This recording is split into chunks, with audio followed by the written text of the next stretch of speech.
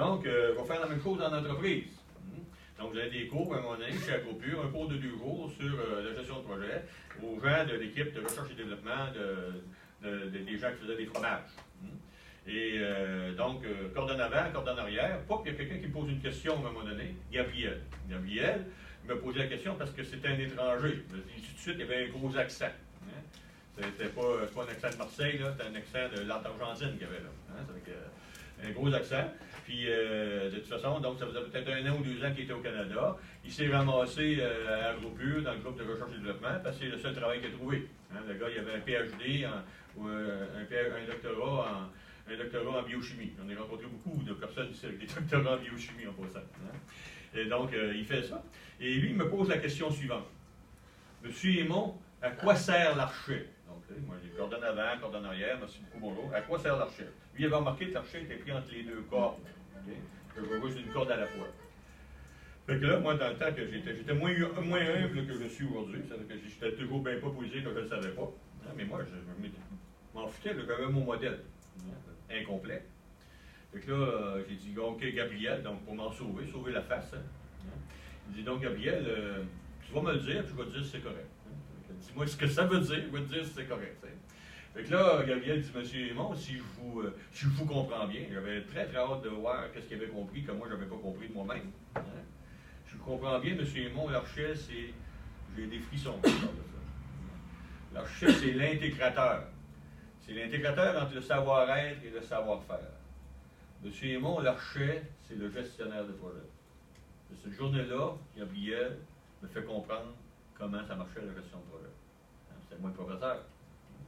Puis là, on pourrait appeler ça maintenant le savoir agir ensemble.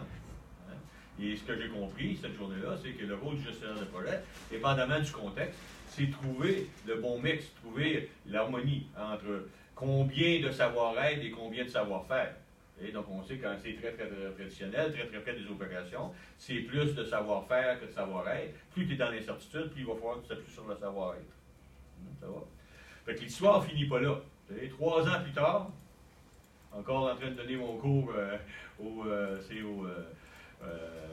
PMP, puis là, maintenant, j'avais ajouté l'histoire de ma rencontre avec Raphaël. Là, il y a quelqu'un qui vient me voir pendant la pause. Il dit, Gabriel, c'est ça, on ne me rappelle même plus de son nom. Donc, ça a l'air que ça vient de se produire encore.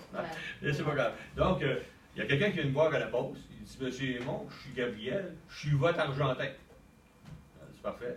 Puis il dit, Monsieur Aymon, je ne comprends pas ce que vous m'avez dit. Parce que moi, je suis ici aujourd'hui à cause de vous.